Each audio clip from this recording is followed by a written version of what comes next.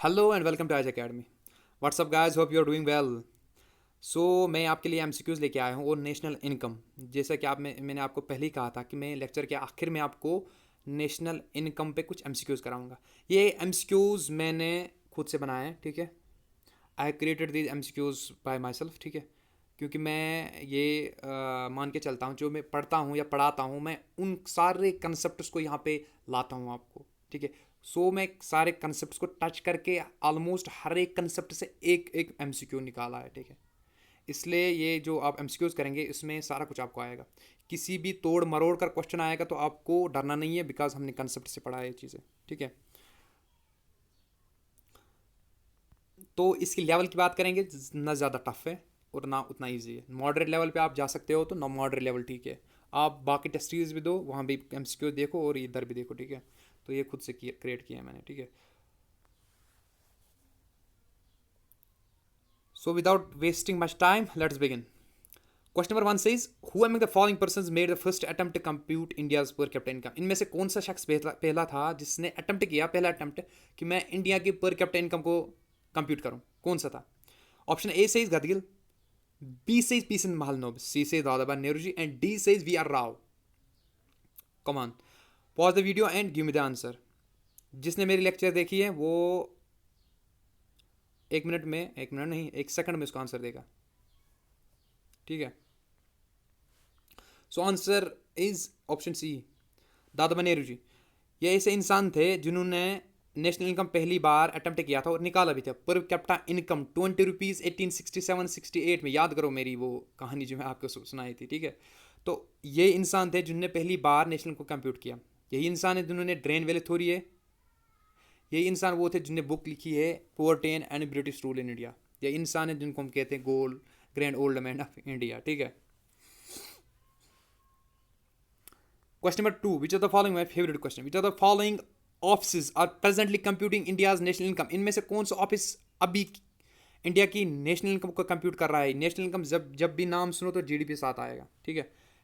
पहला option national statistics office, option second central statistics office, option third national sample survey organisation, option fourth यानी D national income committee. कौन सा?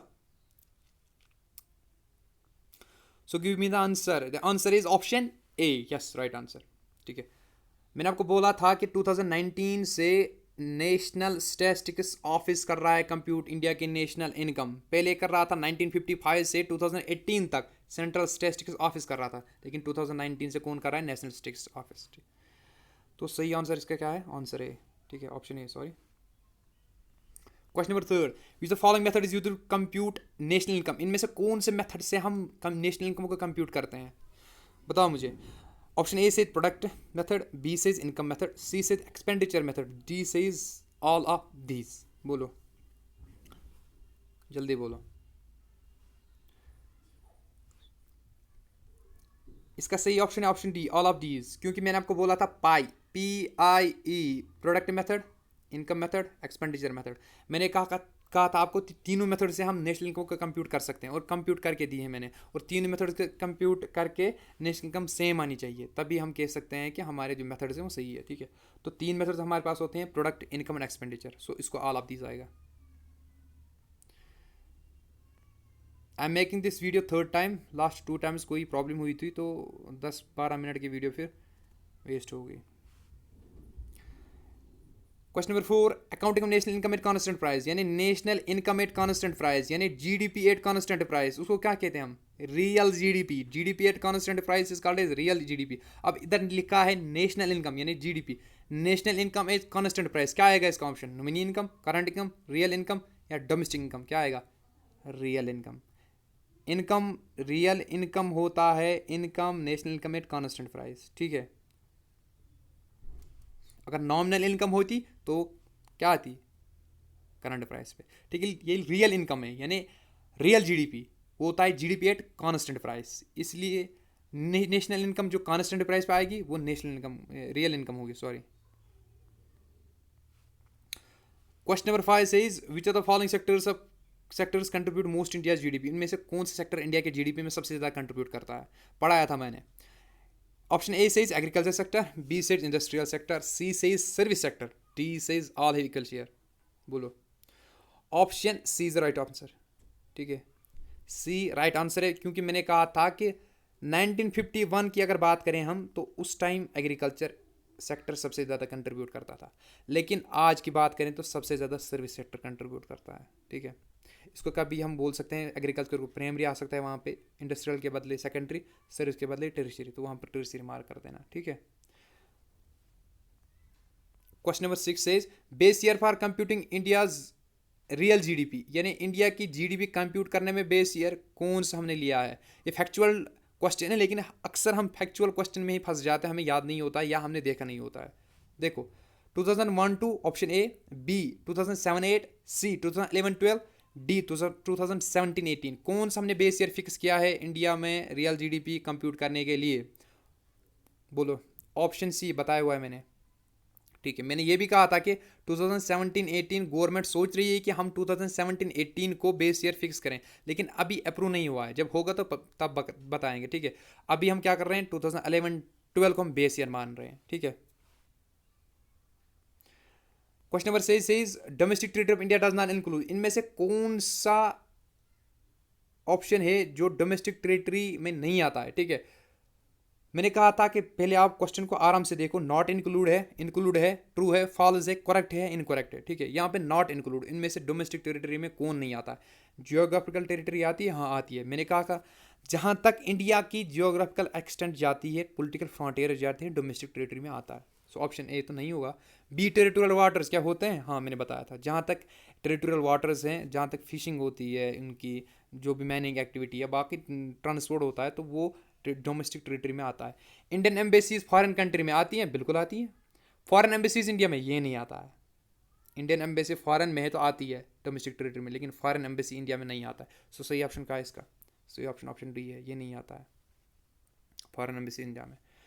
ये formula based question है, विच the following is correct, correct note करो। ठीक है, और लेकिन अक्सर हम कंफ्यूज होते हैं जीएनपी एनएनपी इनमें। GDP is cut GNP plus, ये तो है ही नहीं।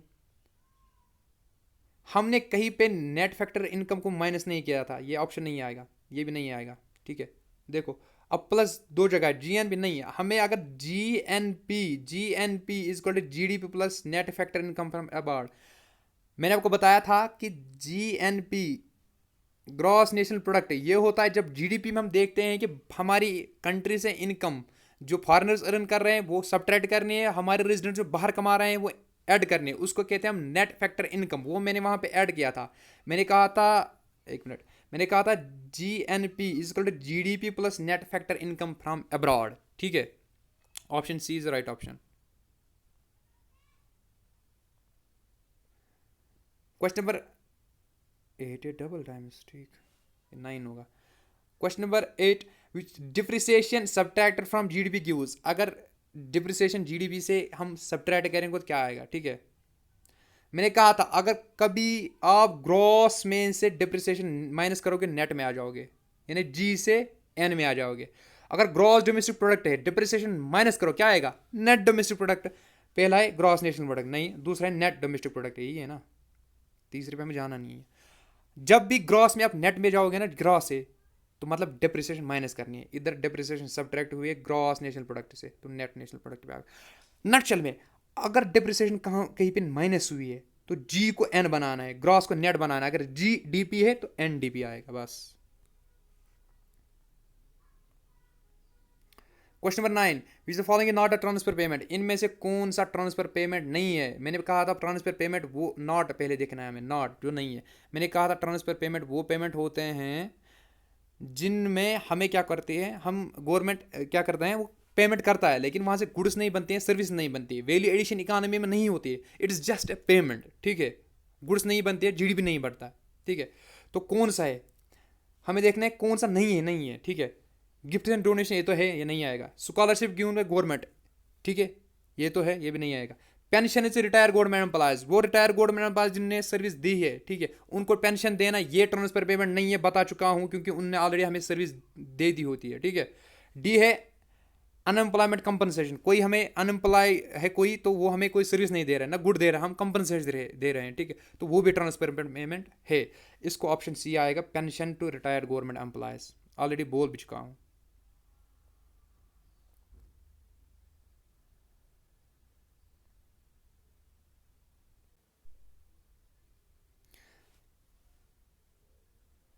Question number 10,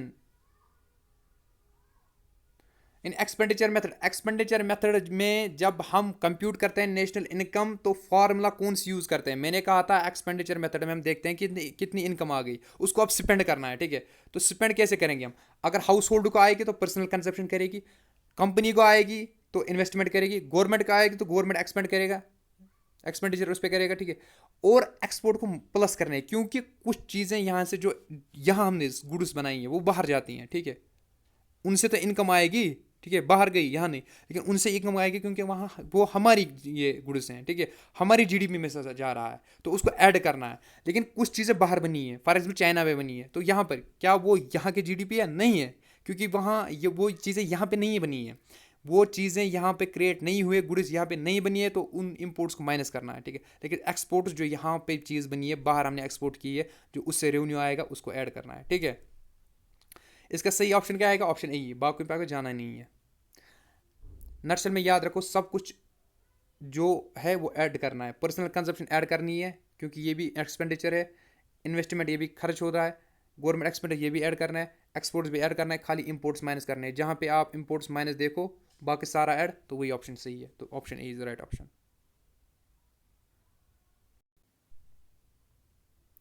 question number 11, question number 11 says which the following is correct for nominal GDP. ये करेक्ट को आप रिप्लेस करो इनकरेक्ट से। विच द फॉलोइंग इज इनकरेक्ट, इनमें से कौन सा गलत है वो हम टिक करना है नॉमिनल जीडीपी के लिए। It is calculate on current prices, ये सच है, ठीक है, ये सही है, क्योंकि हम नॉमिनल जीडीपी को जीडीपी करंट प्राइस से बोलते हैं, ठीक है।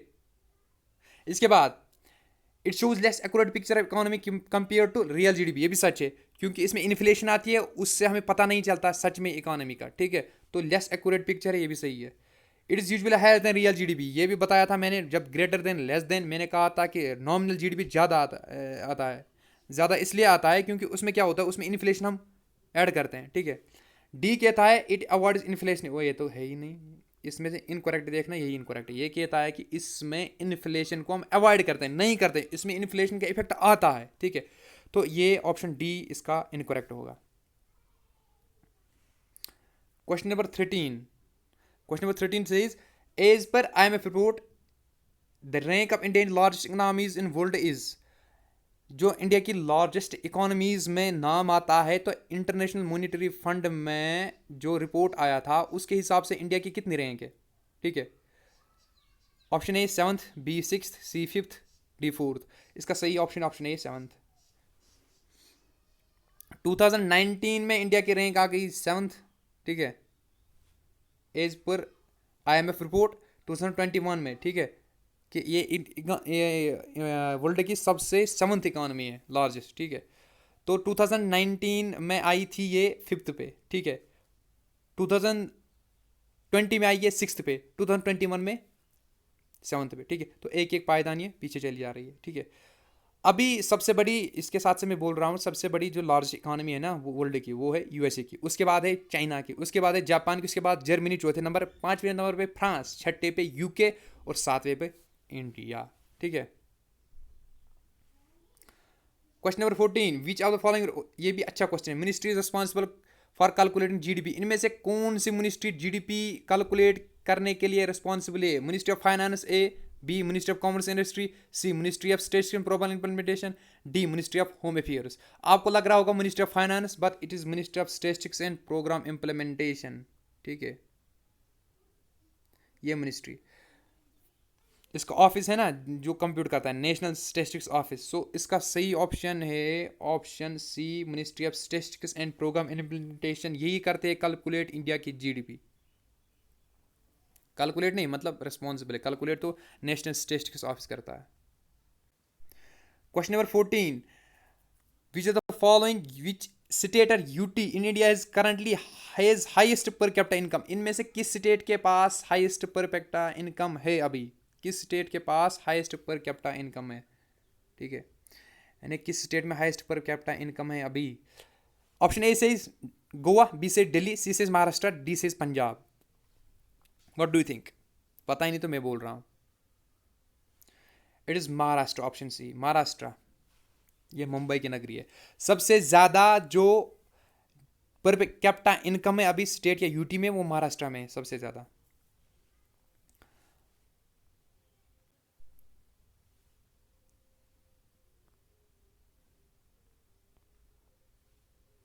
Question number 15 says which one is true, हमें ट्रू देखना है। GDP GNP is equal GD plus depreciation, ये भी नहीं है। NNP is equal GNP plus depreciation, देखो ये भी नहीं है। GNP is equal to NNP minus depreciation, NNP is equal to GNP minus depreciation. Part C देखो आप, नेट नेशनल प्रोडक्ट, ठीक है, gross national product minus dep, मैंने कहा था अभी आपको कि अगर आपको ग्रॉस से नेट में जाना है तो डेप्रिसिएशन माइनस करनी है। अगर ग्रॉस नेशनल प्रोडक्ट है उसमें से डेप्रिसिएशन को माइनस किया है, वो आएगा net national product. So option C is the right option, ठीक है। ग्रॉस से नेट में जाना हो तो डेप्रिसिएशन को माइनस करना है, इधर भी ग्रॉस से डेप्रिसिएशन माइनस किया है तो नेट में आएगा, ठीक है। Option C is the right option. Question number 16, GDP at factor cost is equal to, अगर हमें जब हम कोई चीज़ फैक्टर कॉस्ट पे देखते हैं तो उसमें खाली सब्सिडीज ऐड होती हैं, और जब हम मार्केट कॉस्ट पे हम जाते हैं तो उसमें हमें ऐड करना पड़ता है, मार्केट में जाके इनडायरेक्ट टैक्स उस पर लगता है, ठीक है, इनडायरेक्ट टैक्स उस पर लगता है। लेकिन अगर हमें मार्केट से वापस फैक्टर पे जाना है, मार्केट से वापस फैक्टर पे जाना है, मतलब हमें क्या करना है, इनडायरेक्ट टैक्स को क्या करना है, माइनस, ऐड क्या करनी है, सब्सिडीज, मैं बोल चुका था वहाँ पे। सो इसका सही ऑप्शन क्या आएगा, GDP market cost minus indirect tax plus subsidy, ये आएगा, दूसरा नहीं आएगा। जीडीपी मार्केट कॉस्ट माइनस, ये भी नहीं है। GDP market plus indirect tax, ये तो आएगा नहीं, प्लस सब्सिडी, ये नहीं आएगा। GDP market cost plus indirect minus subsidy, इसका ऑप्शन सही आएगा ए। मैंने उस टाइम भी बोला था कि अगर आपको factor market cost, sorry market cost से फैक्टर कॉस्ट जाना है, याद करो वो मार्केट कॉस्ट से फैक्टर कॉस्ट को जाना है, आपको क्या करना है, आपको माइनस करना है इंडायरेक्ट टैक्स आईटी, प्लस करने हैं सब्सिडीज, ठीक है, प्लस सब्सिडीज, ये बता चुका हूँ मैं आपको, ठीक है। मतलब आपको मार्केट कॉस्ट से फैक्टर पे जाना है, तो जो आपने इनडायरेक्ट टैक्स लगाया था उसको माइनस करना है, लेकिन गवर्नमेंट सब्सिडी है उसको प्लस करना है, बस। Question number 17 says with following is correct, इसमें करेक्ट ढूंढना है। Disposable income is equal to private income, ये तो है ही नहीं, plus minus direct tax. Disposable income is equal personal income minus indirect tax. Disposable income is equal personal income minus direct tax. Disposable income is equal to private income minus direct, कौन सा है। मैंने कहा था डिस्पोजेबल इनकम होता है जो हम इनकम खर्च कर सकें, वो होती है जो पर्सनल इनकम हमें आती है, उसमें जो जो गवर्नमेंट हमें डायरेक्ट टैक्स लगाती है, किस पे, इनकम पे, वो सब्ट्रैक्ट करने, यानी option C disposable income is personal income, ठीक है, और माइनस डायरेक्ट टैक्स जो गवर्नमेंट लगाती है। Option C is the right option.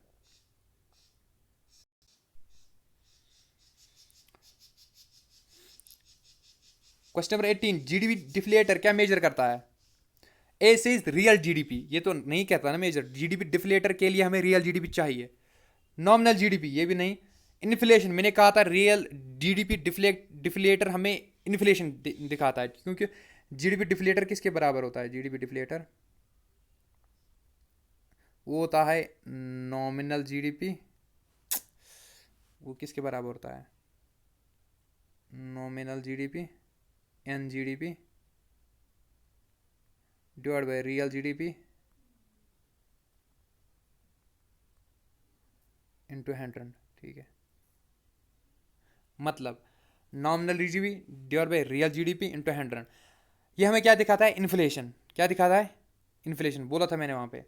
तो ये दिखाता है हमें real GDP no, nominal income, nominal GDP no, inflation economy, ठीक है, ये सही ऑप्शन है, इन्फ्लेशन इन इकोनॉमी। डी क्या था, पर कैपिटा इनकम, ये तो है ही नहीं, see the right option. Question number 19 says which of the following is not a limit, not a limitation of measurement of national income। National income measure करने में कौन सी लिमिटेशन नहीं है, हमने लिमिटेशन पढ़ी है तो आपको याद होगा।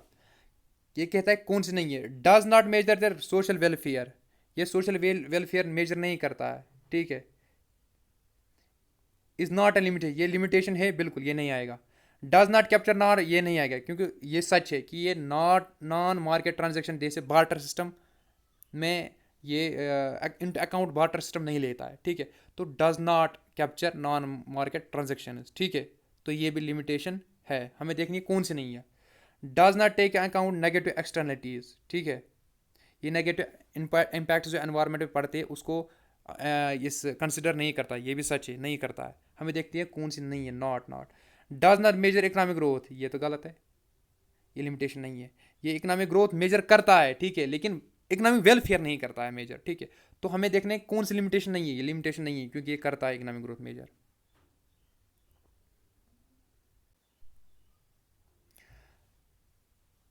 Last question, nation's economic growth यानी GDP which takes into account negative impacts environment, जो एनवायरमेंट के नेगेटिव इम्पैक्ट्स को सब्ट्रैक्ट करे, उनको अकाउंट में ले ले, उसको क्या कहते हैं हम? Eco GDP, A B real GDP, C green GDP, D sustainable GDP. मैंने आपको कहा था उसको कहते हैं हम option C green GDP. Green GDP वो जीडीपी होता है जिसमें हम क्या मेजर करते हैं, हम मेजर करते हैं कि उसमें जो एनवायरमेंटल इम्पैक्ट पड़ा है उसकी वैल्यू सब्ट्रैक्ट करते हैं, यानी वो चीज़ जिसमें एनवायरमेंट इम्पैक्ट को अकाउंट में लेते हैं वो जीडीपी होता है ग्रीन जीडीपी। सो ये था हमारा आज का लेक्चर जिसमें हमने एमसीक्यूज़ कुछ किए हैं। तो इसके बाद भी अगर किसी को कोई कन्फ्यूजन है या खुद से कोई एमसीक्यूज़ कर रहा है तो वो उसको क्लियर नहीं हो रहा है तो आप कमेंट सेक्शन में वो बोल सकते हैं, तो हम यहाँ पे वो क्लियर करेंगे, ठीक है। तो अगर आपको इसकी पीडीएफ चाहिए या मैंने जो लेक्चर आपको पढ़ाया उसकी पीडीएफ चाहिए तो मैं आपको डिस्क्रिप्शन में अपनी इंस्टाग्राम आईडी की जो लिंक प्रोवाइड करूँगा, तो आप मुझे वहाँ पे बोल देना, तो मैं आपको वहाँ पे वो सेंड करूँगा पीडीएफ, ठीक है, इसकी भी और वो भी जो लेक्चर दिए हैं। तो होप आपको सब समझ आएगा। Keep working hard, bye, take care.